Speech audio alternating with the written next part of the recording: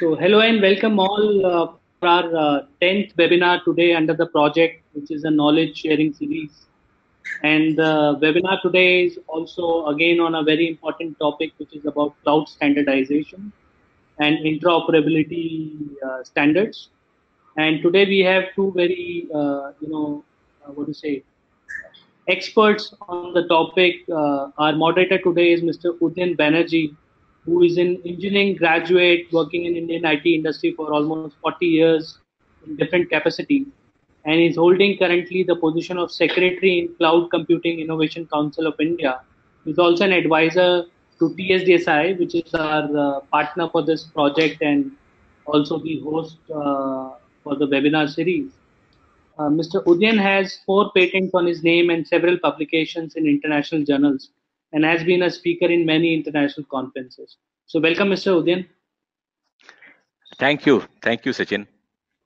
And we also have, another great expert, Professor Dinkar Sitaram. And I was looking at his profile, and I have picked some, important elements. So he's a PhD in computer science from University of Wisconsin Medicine from 1984, and currently he's a professor at Department of Computer Science and Engineering and heading Center for Cloud Computing and Big Data. In past, he has worked with companies like IBM and HP. He has over 50 publications, and I was looking at his Google scholar profile, and it seems like most of the publications have a lot of citations. Apart from doing publications, he has around 16 US patents, recipient of many awards and author of many books. Relevant to this topic today, he has authored a book on cloud computing. Apart from other things, he is also chairman of Standards and Interoperability Working Group of the Cloud Computing Innovation Council of India. So thank you, Professor Dinkar, for joining us today.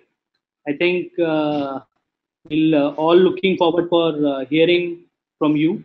So I now invite Mr. Udyan to introduce the topic and share why are we doing this. Yeah, thank you, Sachin.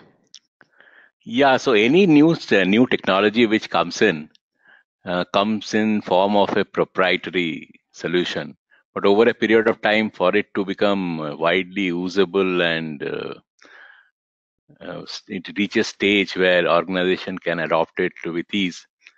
Multiple solutions from different vendor has to work together. Application has to be portable across these platforms, and cloud computing is reaching that area where the interoperability and portability becomes extremely important for organization to adopt it in large scale. Professor Dinkar and myself, we have been working closely as a part of the Cloud Computing Innovation Council of India, and he is an acknowledged expert in this subject and has done a lot of work in establishing interoperability and standards. So I think he is going to talk about why and what is the importance of interoperability. What are the different use cases on which interoperability is crucial? He's going to talk about some of the work that has been done as a part of his university and also as a part of Cloud Computing Innovation Council. So, Professor Dinkar, I hand over the podium to you. Please, let's have an exciting presentation from you.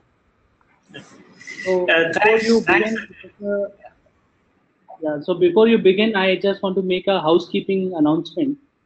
So through this webinar tool, we also have questions that we can take from the audience. So we normally take questions in the last, but I invite the audience, as they have a question, they can type in and I can assign them to Professor Dinkar. So feel free to type in your questions using the questions tab, and Professor Dinkar would answer them once he finishes his talk. So over to you, Professor Dinkar. Thank you. Okay. Thanks, Sachin. Thanks, Udyan, for that introduction. Thanks very much.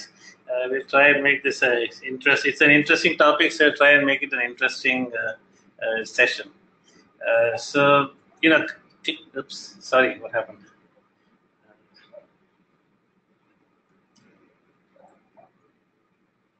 Okay, let me see. Yes. So the cloud computing is of course got a lot of mileage. And you may have heard of infrastructure as a cloud and so on and so forth, but I don't know if you've heard of homework as a service, and certainly not about interoperability for that. So first of all, my talk is going to be divided into three parts. So first of all, we'll be talking about why interoperability is important, and also I'll give a brief. We are working on two parallel tracks, and I'll give a brief overview of the architecture and the motivation as to why we are working on those two parallel tracks. Then towards the end of the talk, we'll have demos of what we've done so far in PS University and as part of the Cloud Computing Innovation Council on both these tracks. So the major reasons for interoperability, first of all, there is vendor lock-in. So if you sign up with a cloud provider, one of the inhibitors is that enterprises are afraid that they might lose control because they cannot move from that cloud provider easily to some other cloud provider. So the vendor lock-in, of course, is not good for customers, but I argue that it's not good for vendors also, because if the customers feel they're free to move, they are more likely to pick up cloud computing. And so essentially, I believe that standardization is good not only for customers, but even for vendors also, as it will grow the market.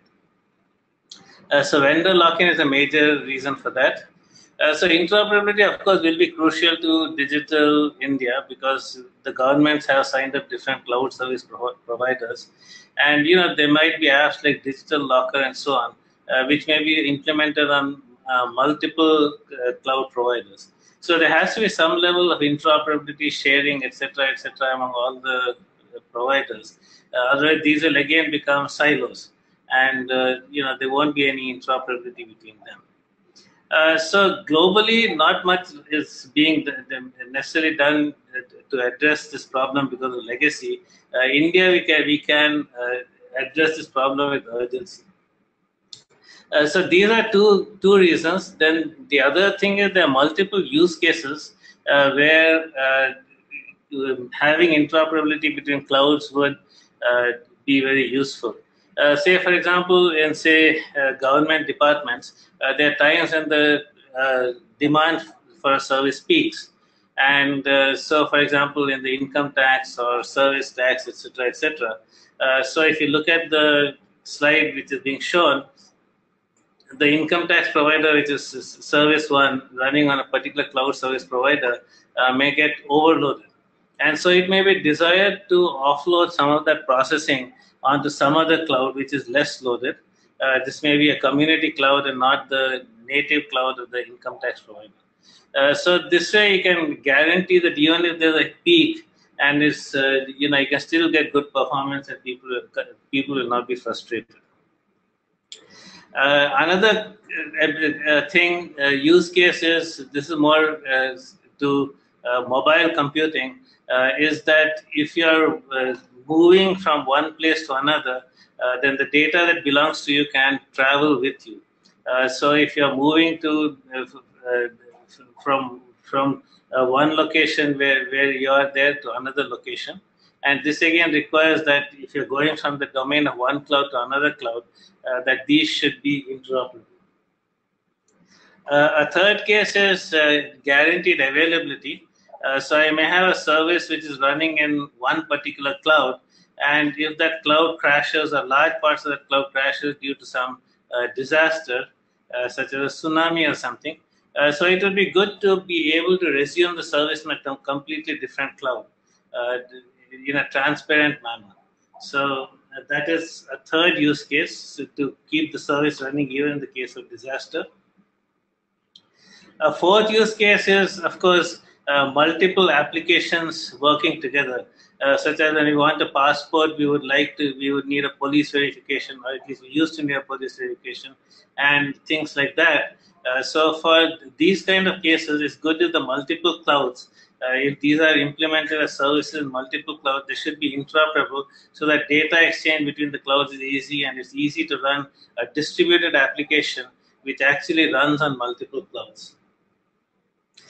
The use case number 5 is service continuity. So I may want to, just as part of my what do you call it, regular strategy. I may want to move some service from one cloud to another cloud for particular reasons. Because say the second cloud has a preferable cost structure or whatever it is. Or it may be that I want to offload, move some processing from my cloud, which is a private cloud, to a public cloud, because there's not security considerations, so on may not be there. So in that case, again, if the two clouds are interoperable, then moving the service will be easier. Whereas if the two clouds are not interoperable, then moving the service will be difficult. And finally, a more futuristic case where I have the possibility of, if I want to run a cloud service or do a transaction, then I can look at multiple clouds and I can see which cloud I can have for each application. I can have parameters as the availability, the bandwidth it needs, the security, kind of cost structure that I want. And then based on that, I can pick one of the multiple clouds in order to, decide where to run my application. So as we can see, there are a large number of reasons ranging from vendor lock-in to the futuristic kind of applications that we want to build. So these are all reasons why we would like to have interoperable tools. So what are the barriers to that? So currently there are many standards, and we would like to develop a unified set of standards that can support some important use cases. So we talked about some of the use cases which were there earlier. Those are actually from the Cloud Customer Council, and also some of them are in the HC standards, where these are important use cases that people would like to do. So our approach has been that what we want to do is we want to be use case driven. So we want to take a use case and then identify standards that can implement the use case and then implement a unified set of standards. So to make this clearer, so essentially what do we need? What we need is, first of all, a single set of standards. We don't want to say that, okay, there are some 20, 30 standards, and you go and you integrate these standards, because integrating all these standards would be a nightmare. And, that itself would be a considerable effort. So you want a single kind of unified standard. That single unified standard should provide interoperability and mobility across multiple clouds. So that we have the widest possible choice of cloud service providers.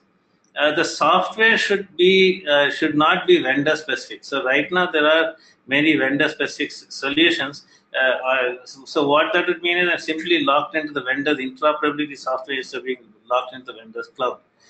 So preferably it should be open source.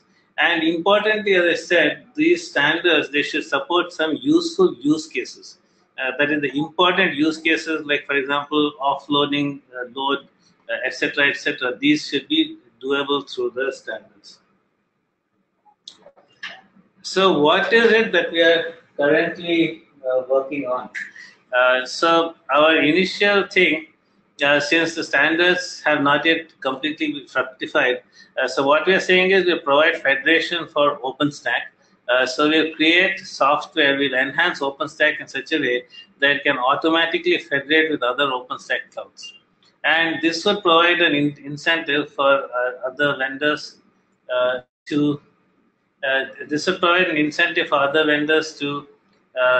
federate, to create open standards and so on. So the other thing is that many vendors, they already provide OpenStack APIs. So OpenStack APIs have kind of become like almost a de facto standard. They're not a officially blessed standard, but since many of them provide OpenStack APIs, we can leverage these OpenStack APIs to federate OpenStack with other clouds as well. In the long term, there are standards activities are ongoing. One which we think which is important is the IEEE Intercloud NIST effort, since it involves two major standards organization. And we are building this OpenStack federated cloud with the idea that it should be eventually easy to extend it to be compatible with the IEEE Intercloud NIST architecture and also with HC. So we are trying to provide solution which in the future should be easy to migrate to the two standards that we think are emerging and that are important.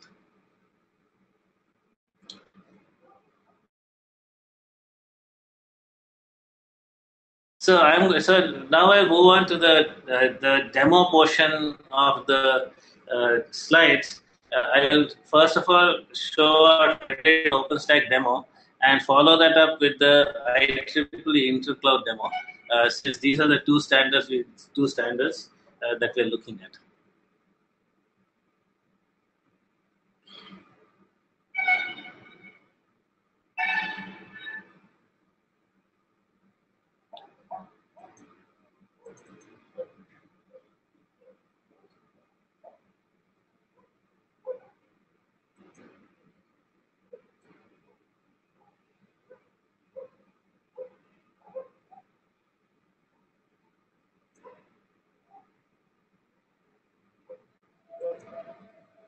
Oops, sorry.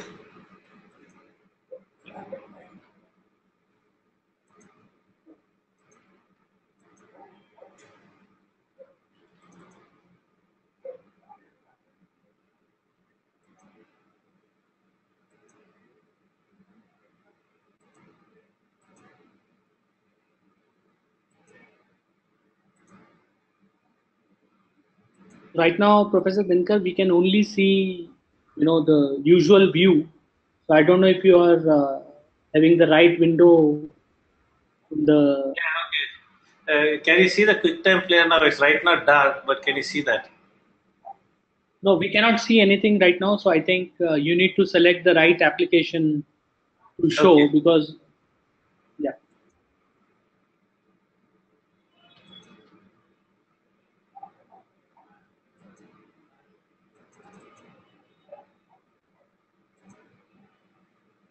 So is it visible now?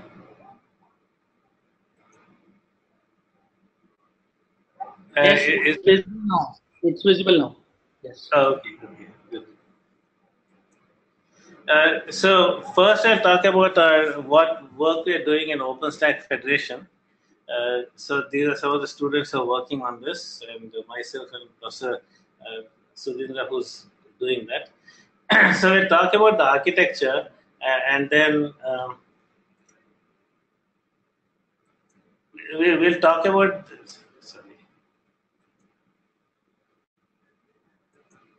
We'll talk about the architecture, and then after I talk about the architecture, we'll show various things, such as how we can look at federated resources.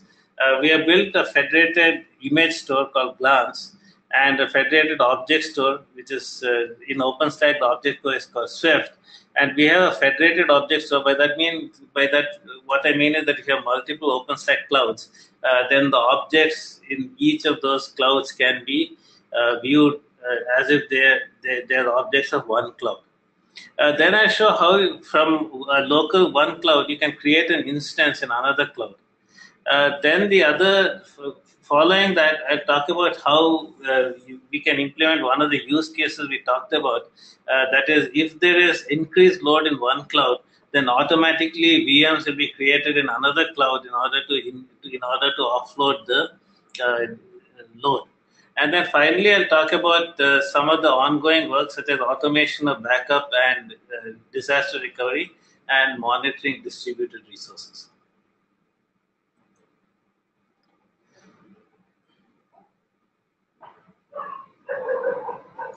So again, this is our motivation for doing this work. And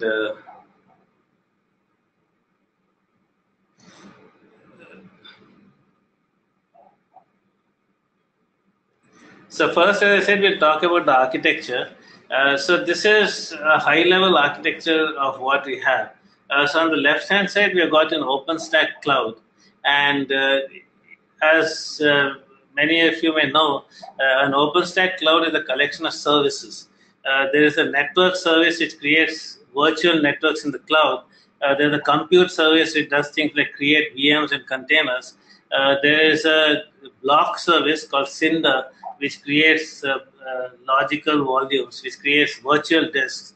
And there's an object store, which is Swift, which can be used to store objects, such as If you're familiar with Dropbox, then for images, etc., etc. So this is on the left-hand side. You see another one of the OpenStack cloud, and in the thing called remote cloud, you're exactly the same thing. We also have a networking service, an image service, a compute service, a block service, and an objects store service. So at a high level, what we actually do is that we federate across the multiple clouds. So for federation, first of all, there's a security viewpoint. So for the security viewpoint, we assume the two OpenStack clouds have something called Keystone Federation, which is a standard feature of OpenStack now. And what Keystone Federation does is it federates the user IDs, passwords, access rights across the two clouds. Then based on that, what we have done is we federated each service. For example, we federated the networking services so that the networking services spans two clouds. So it looks like a virtual network service which runs across both clouds. Similarly, if you look at the block storage, which is Cinder, which is provides virtual disk, what we've done is we federated the Cinder service in the two clouds. So it looks like a unified Cinder service. To the user, it looks like a unified Cinder service which can create logical disks either in the cloud on the left-hand side or the cloud on the right-hand side. It looks like a virtual disk service which kind of spans both clouds. And the way we do this is by, again at a high level, is by using proxy servers and pseudo availability zones. So what happens is that if you're logged into the cloud on the left, then the remote cloud, it looks like a sub-cloud, which is called an availability zone in OpenStack of the cloud on the left. So if you've got virtual disks or virtual machines in the right-hand side cloud, which is called the remote cloud, those will appear as a sub-cloud inside the cloud on the left-hand side. And we use proxying, that is, we use interception of requests and routing of requests to make those services appear as if they're just one service. So this is for federating OpenStack clouds. So as I said, we can also use this since many of the other clouds, they offer OpenStack APIs.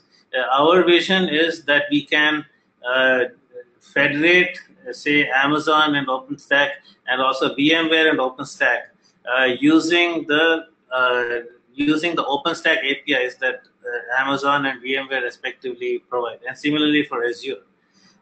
So this is the second phase of our work. Our confidence is based on the fact that in an earlier phase, we had a slightly different architecture, and we were able to federate Amazon and OpenStack. And in fact, we had presented that at the OpenStack Summit in 2014. So with this version, we don't have at present a demo to show that we can federate OpenStack and Amazon, but we are fairly confident that it can be done using our approach. So this is the high-level architecture which shows what we are doing. And now I'll go into the demo.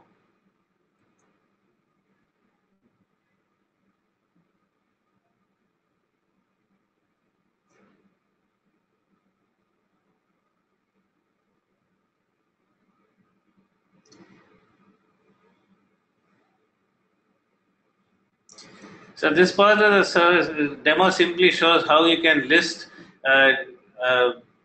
resources in the. So we are logging into the what we think of as the local cloud, the cloud on the left-hand side, and you can see that instances. You can see local instances as well as remote instances. That is, instances which are not in the same cloud. Similarly, if you look at images, you can see that there are images. These are remote images, and the remote images are prefixed by the IP address of the cloud. These are virtual disks, and you can see that there are two virtual disks which are actually belonging to the remote cloud, and there are two virtual disks which are in the local cloud. And over here, these are object containers. Again, we can see that there's a local object container and a remote object container. Both of those are visible from the local cloud. So the resource of the remote cloud, they kind of appear as if they are a sub-resource to the local cloud. The only difference is the name is prefixed to the IP address. We'll now talk about image management. So image management is important because if you've got multiple clouds, then what happens is that with multiple clouds, then image management becomes a problem because if you upgrade say one image, you may in one cloud you may want to upgrade another image in another cloud, etc., etc. So our model is that there will be a central repository of images, which is like a golden repository of images, and those can be transferred to remote clouds. So we are providing two ways of creating images. One method of creating images is to directly copy images from our cloud into a remote cloud. The second way of doing it is that if a VM is running in the remote cloud, or if a VM is running, sorry, not necessarily in the remote cloud, you can create a snapshot of the VM in the remote cloud that will allow you to do VM migration.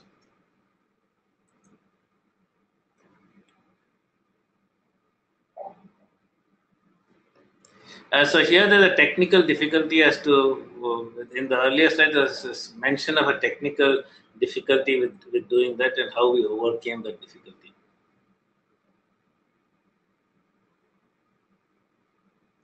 So here we're logging into the image server of both of these things, and these are the images which are available.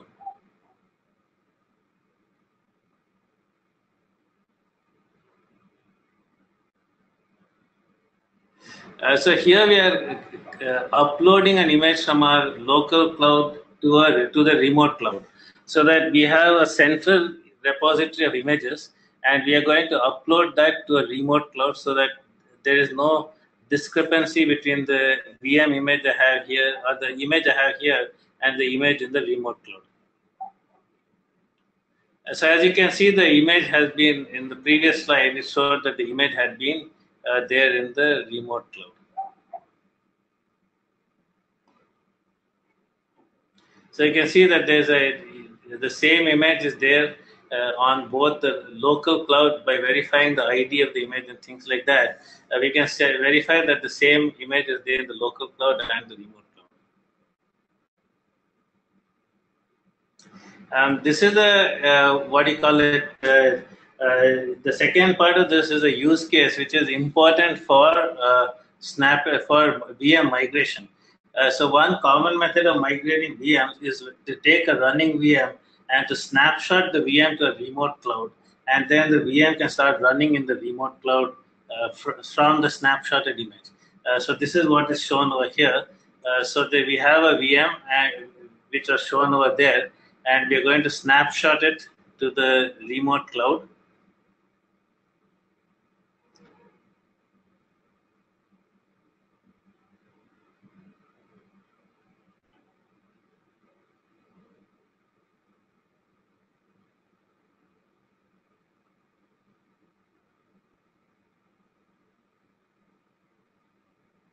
So again, we can verify that the correct image was created on the remote cloud, and we can start running the VM from this remote image.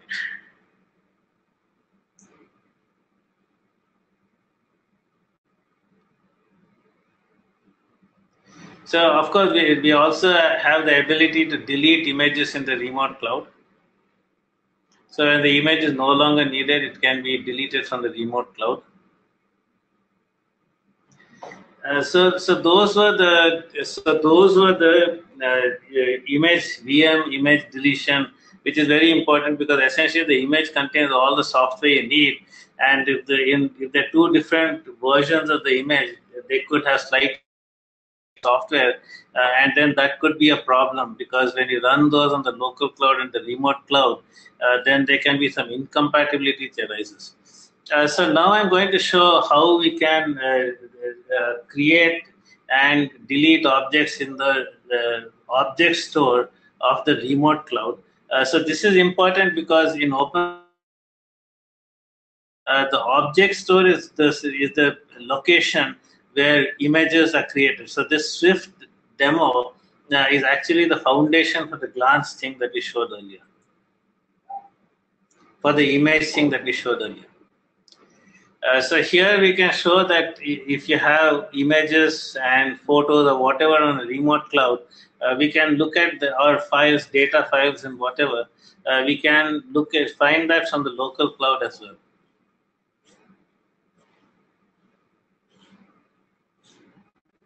So you're logging into the local cloud, and this is again a remote cloud image, and you can see that we can list the local containers as well as the remote containers, and you can of course delete the remote containers also. You can list their contents.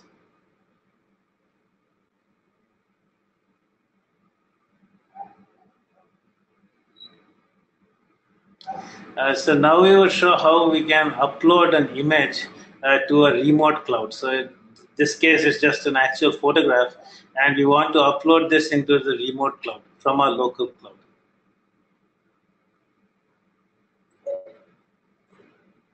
So the object has been uploaded to the remote cloud. So this is another interesting use case, and that is we may want to manually deploy an instance not on a local cloud but on a remote cloud.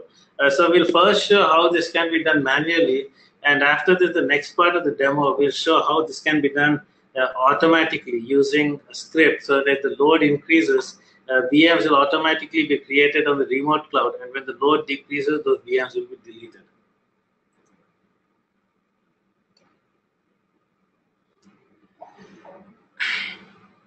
And okay, another thing I forgot to mention is that when we are showing this manual image, when we are showing this creation of a VM image in the remote cloud, we'll also show that you can attach a virtual disk which is in the local cloud to the instance which is running in a different cloud.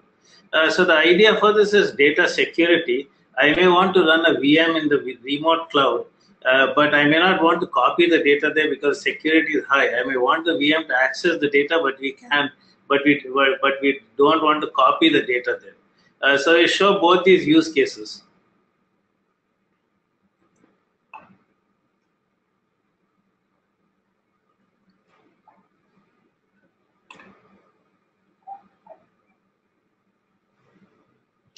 Again, it's a small technical detail, and that is that before we can spawn a VM in the remote cloud, we had to create a virtual network which spans both the local cloud and the remote cloud.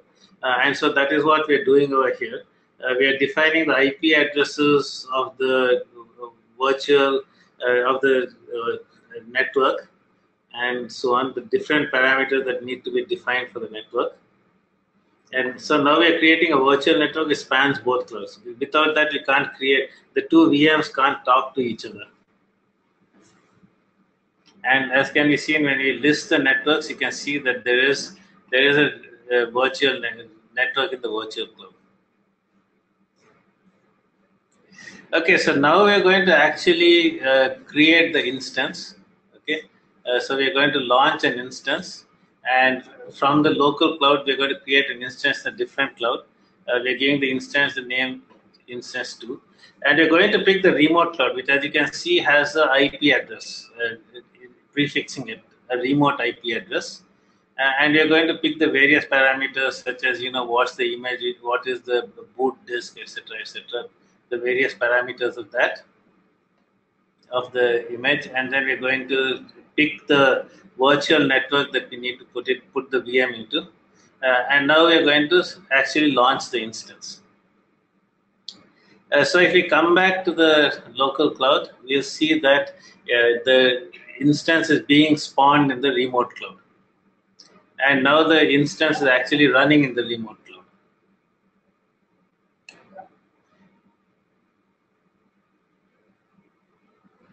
And now, as I said, we are going to attach a virtual disk from our local cloud to the remote cloud. We are going to pick the volume. The first thing we're going to show is that we can attach a virtual disk in the remote cloud to the remote VM. then we show that we can attach a local disk to a remote VM. So that was attaching a remote disk to the remote VM. And now we're going to show how you attach a local disk, right, to the remote VM. So now we're going to, this is a local disk. As you can see, it doesn't have a remote IP address prefixing it. And so we've now attached it to the remote instance.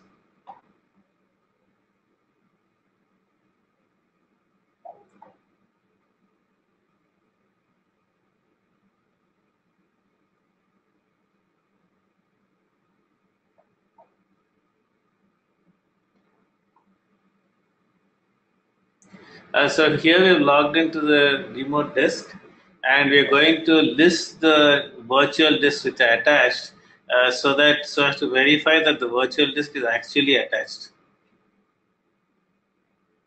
So this is the console of the remote VM. We're going to log into that.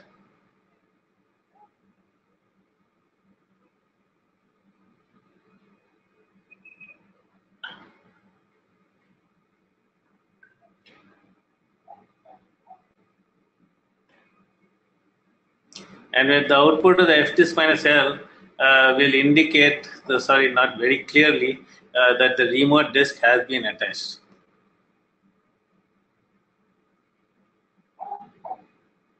As you can see from the thing which flashed by the screen, the remote disk was there attached. So the final part of this demo will be auto-scaling. So what we're going to do is we're going to create a VM in the local cloud. Then we're going to put a lot of network load on it. That will cause VMs to be spawned on the remote cloud. Then we'll reduce the network load, and the VMs will automatically get reduced. So in order to do this kind of thing, we write in OpenStack, one writes a script using a software which is called Heat. And so first of all, the stack name is simply the name of the script. So what the script does is it monitors the load, and if the load becomes too high, then it will automatically spawn a VM in the remote cloud. So we are logging into the VM in our cloud, the local cloud over here. And what we are going to do is we are going to generate a huge amount of network traffic by pinging 8.8.8.8. Okay, so this ping will continuously generate ping packets, and then what the script R70 does, if the network load is too high, then it will automatically spawn a new VM. And so as you can see, after some time, I think there's a latency of 2 minutes or something. The new VM has been created in the remote cloud because it's prefixed with the remote IP address. Then after some more time, a second instance gets created. And because we are still pinging at a very high rate, the network load is still high. And so after some time, a third instance is generated. So due to the high network load, we started off with one VM in the local cloud. This is the one, and then what happens is that from this VM we spawn by snapshotting VMs in the remote cloud. If you run Noki, which is a monitoring tool, it shows that the number of packets per second is very high towards once we started the ping, and this is what causes the R70 script to keep on generating VMs in the remote cloud. So now the next thing we are going to do is we are going to go to the VM, our original R70 VM.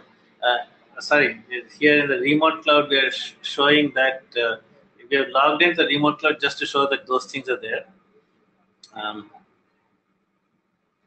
And now we are going to log into the cloud, the R70 VM, which is in a local cloud, and then kill the network traffic so that the network traffic comes down. And then we see that the clouds in the remote VM will reduce by themselves. So we now start the network traffic. There are no more pings which are going on.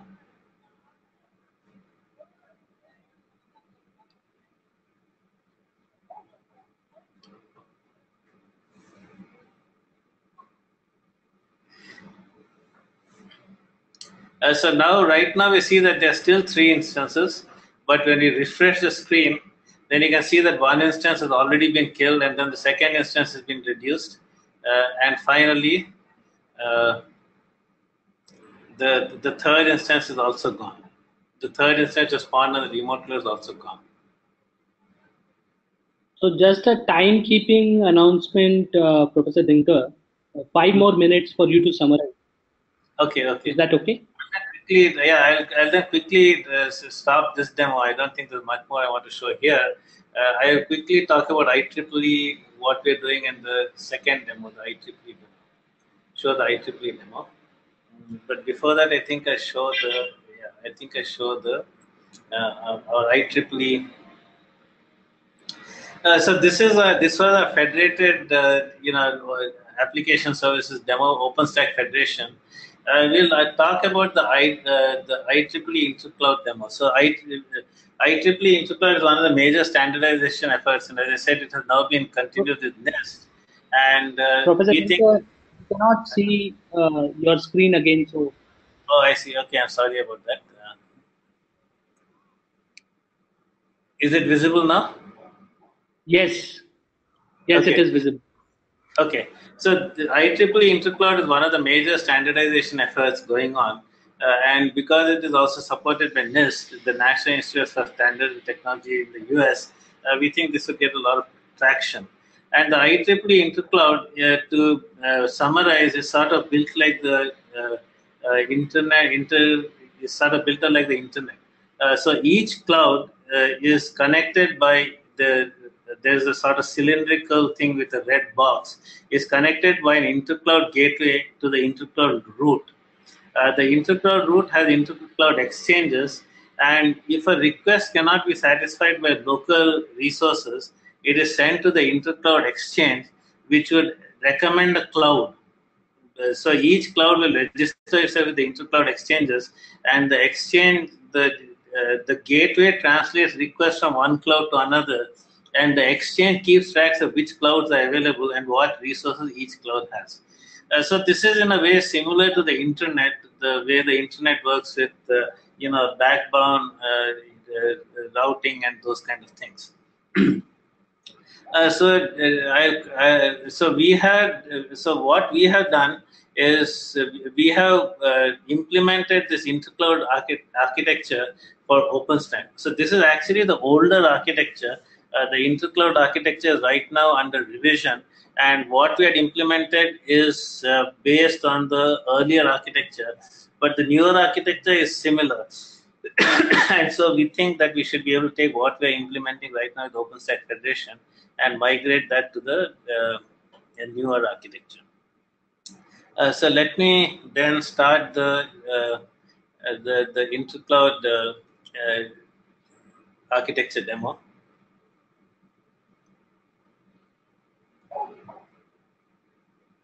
I would request you to keep it very brief because we have only 2 minutes, 3 minutes. Okay, fine.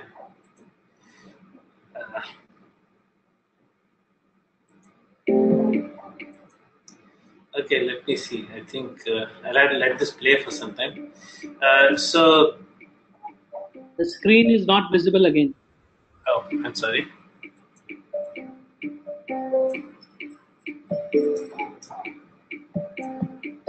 Is it visible now? Yes, it's visible. Okay, so here we have got two OpenStack clouds, and the gateways, the XMPP servers are the gateways. So we are showing both the screens side by side, and we are starting the gateways so that the two clouds can talk to each other.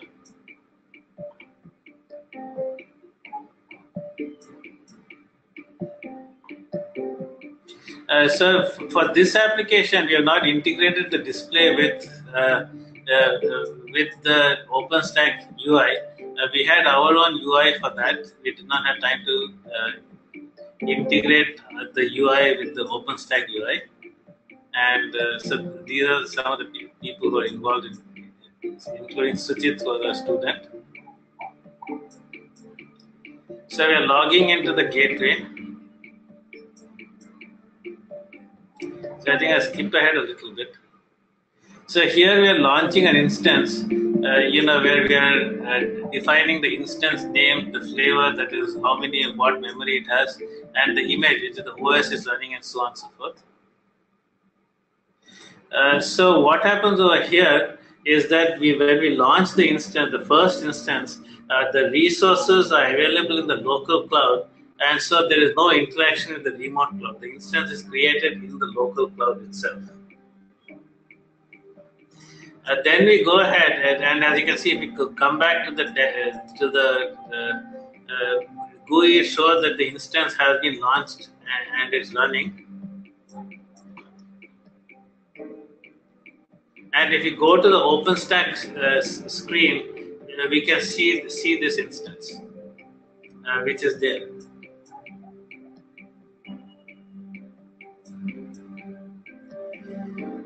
So now the next thing we'll do is we'll launch another instance.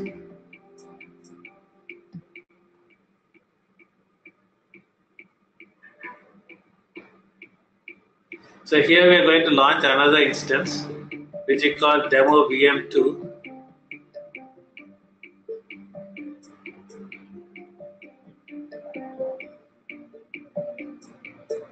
And we launch that. So if we go to the console of the our local cloud provider A, then it says that the resources are unavailable. So when that happens, then a message is sent across the intercloud gateway to the second cloud.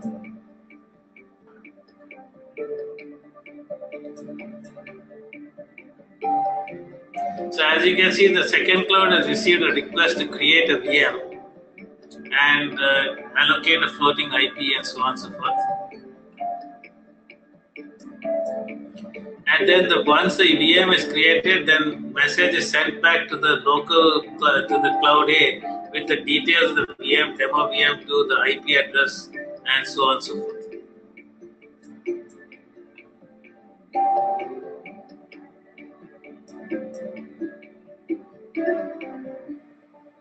So Professor Dinkar, can we summarize now, because there are some questions from participants, so we will not have time otherwise for that. Okay, fine. So I think this is essentially what I wanted to show. So I will just pause it at this point and then take the questions. So I invite Mr. Udin again. If you have a question as a moderator, maybe a difficult one for Professor Dinkar. And also, Professor Dinkar, I have assigned questions to you as they have come to me. In the interest of time, you might want to answer as many, but maybe with a brief response, and maybe you can display your email ID. So if there are more questions coming, they can write to you. So, but sure. Over to you, Mr. Udyan, and thank you, Professor, for these demos. Thank you very much.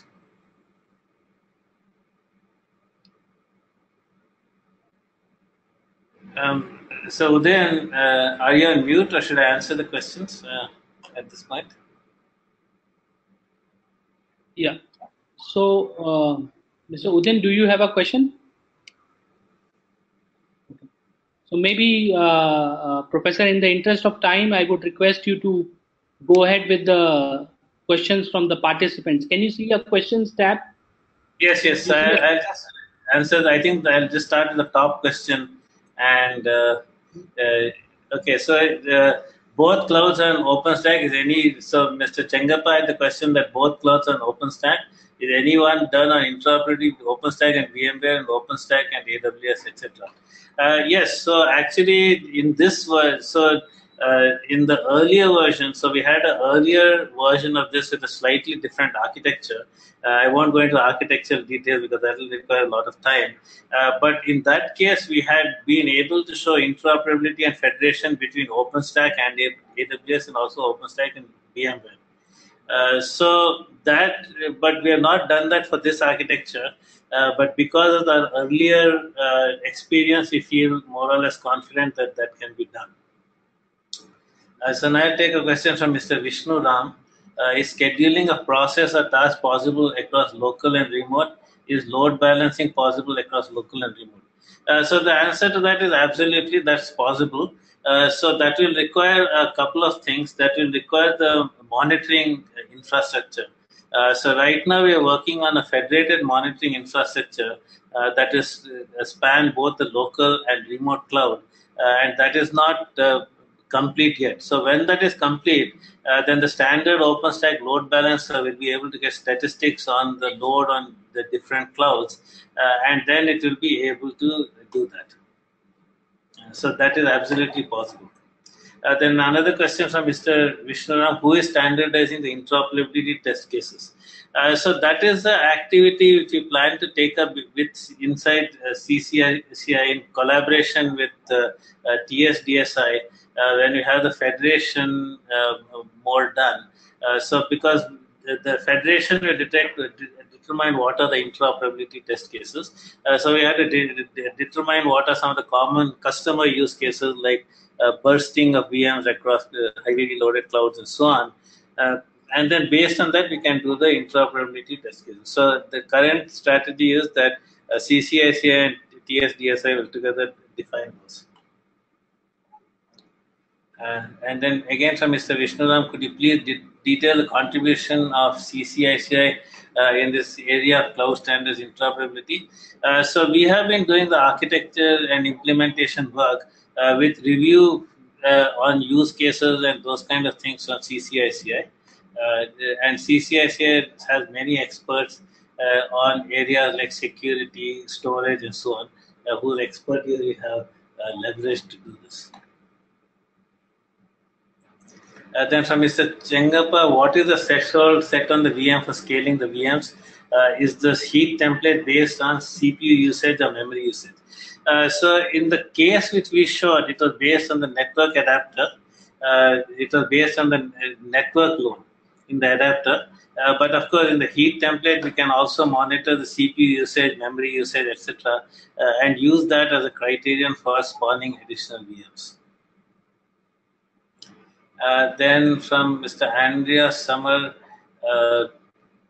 does the work on cloud standards interoperability also consider security, redundancy, and resiliency aspects? Examples are hosting in secure data centers, meeting security standards, and so on. So what we have assumed is that there already is a security infrastructure which will standardize access rights and user rights. So the question that is being asked is more on the nature of SLAs. That is, do I have an SLA in terms of redundancies, resiliency, and so on? So that is on our list of things to do. We have not tackled. There could be SLAs also in terms of response time, etc., etc. And those are things which we have to tackle, plan to tackle in future, but we have not yet done that yet. So again, yes, from Mr. Andreas Sommer, the privacy aspects. So yes, we are aware that those aspects have to be addressed. We feel we can address that inside this architecture, but those have not yet been addressed. Then from Mr. Jagdish Pampa, please tell us what cloud standards and interoperability standards you referred when you're developing this architecture and application. So currently we are doing federation using OpenStack APIs, and when IEEE standards and so on mature, then we plan to migrate to those. So that's exactly what we are doing. From Mr. Rajendra Prasad, how involved are the Bureau of Indian Standards in this effort and their road plan? So we have been trying to get in touch with them, but as of now, they are not completely involved in this as yet. From Mr. Vishnu Ram, how many physical servers are you using for the demo? So the answer is 3 physical servers. So this has not been done with a lot of scalability testing. So we are looking for funding to both include aspects which were brought up, such as security, such as QoS and so on and so forth, and also for getting the infrastructure. And if we do get fundings, then we can scale up the project and have more servers and so on and so forth. So I think those are the questions which were there on the stack, question stack. Yeah. So maybe still one or two questions might come, but Okay. I think you have been quite swift in answering, and we are facing a technical problem that Mr. Udin is not able to unmute himself. I'm sure he had a question or two for you. So I don't know if he wants to type down the question. Maybe we can still take it because we still have 3-4 minutes left. So you have been very what do you say, quite fast in answering the questions. So I still wait for a minute. If anybody has any more questions, please use the questions tab to ask. Okay, so there is Mr. Udin. If you are hearing us, then you may also type your question if you're not able to speak.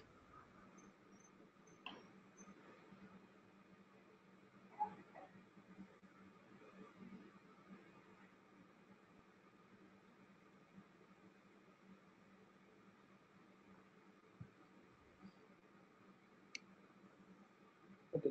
So maybe, at this point, I would really like to thank you, Professor Dinker, for being very patient in giving the talk and, answering the questions. I have shared your email in the chat with everyone. I hope you don't mind that. No, that's And fine. maybe people will contact you with more questions. In fact, some more have come. So if you have time, maybe you can just answer the last two questions. Okay. Yeah. Can you see them? Yes. So from Mr. Chengappa, can the OpenStack APIs form the base in standardizing the interoperability? So that is our current stance that, okay, we'll use the OpenStack APIs right now as the basis for standardizing, and then later on migrate to other standards. So basically, we can, if we use the OpenStack APIs right now, we can have a very quick implementation of federation between OpenStack clouds, and I feel that will create the incentive for other vendors to take standardization and so on seriously. And then once we have that done, we will then migrate to IEEE and HC and so on and so forth. So from Vishnu Ram, are the documents or standards draft? So we would have to create it because I think we are planning to collaborate on this with TSDSI. So right now we have a couple of papers, since we are academicians. We have a couple of papers which describe what we are doing, but not really kind of documents or standards that which are in a reviewable form. But since we are planning to collaborate with TSDSI, we'll have to create that, and definitely we will circulate that once that happens.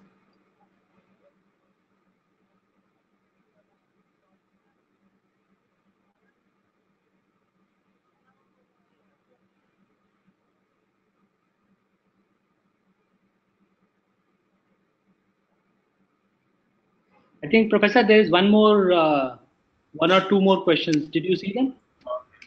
Yes. Okay. From Mr. Jagdisha saying thanks for the talk. So thank you very much. I'm glad you enjoyed the talk and appreciate your taking the time. Is CCS here or PS working on from Vino Mangat detection of DDoS accounts in multi-cloud? So no, that's not a topic which we are taking up. That certainly is a very interesting topic. We have done some work on with IBM on intrusion detection in single clouds, but not on multi-cloud. That definitely is a very interesting topic and well worth taking up. And from Mr. Rajendra Prasad, how are the efforts of IEEE, IEC, ISO organizations? So as I said, we see that IEEE intercloud is likely to emerge as a standard because it's being pushed by both IEEE as well as NIST, which are well-known standards organization. And of course, IEC, I think, is working with HC in defining its own standards, and those are complementary, I think, and those will merge. Okay, so I finally have a question from Mr. Udayan also. Okay. So he's saying which is more important, IaaS, which I believe infrastructure as a service, interoperability, or SaaS interop, which is probably service as a software as a service interoperability. Yes. Okay. So I think that's a very good question. So my feeling is right now there is more demand for IaaS interoperability. So I'll give my reasoning for that. If you look at the cloud things that are happening, there's a lot of migration of legacy systems to cloud. And the other area where there's a lot of cloud, in my view, happening is greenfield efforts, which are not really interested in the hybrid cloud kind of thing. So I think right now, IaaS interoperability is both technically easier as well as I think more in demand than the SaaS interoperability. Though SaaS interoperability is also a very important thing. Okay, so I hope that answers Mr. Udayan's question, and I would like to again thank you, Professor Dinkar, that you have been very patient and answering so many questions. And since you have been referring many times about your partnership with TSDSI, so I have also shared with everyone in the chat email of Mr. Vijay Madan, who is looking at the standardization efforts at TSDSI. So if anybody has any questions linked to TSDSI, may email him. And thank you again, Professor Dinkar, and I hope with your efforts we see lot of action in this space. And I also thank Mr. Udayan Banerjee for being with us today. Unfortunately, in the last part we faced some technical problems, but we look forward to hear more on this topic, as I understand from TSDSI colleagues that TRAI has asked TSDSI to come up with the interoperability and portability standards. So with that, I thank you. Yeah, sorry, go ahead. No, with that, I thank all the participants. So over to you, Professor. Yeah, so thanks, Satyan. Thanks very much for hosting this, and thanks to all the participants for their questions and interactions. I felt that was very good, and it's a pleasure to give the talk. And Udayan, thanks very much. Sorry that somehow you got muted at the last minute, but thanks very much for the moderation. Okay, then thank you all. We are done for today, but look forward for the next month and next topic. Thank you very much. Okay, thanks very much, and bye.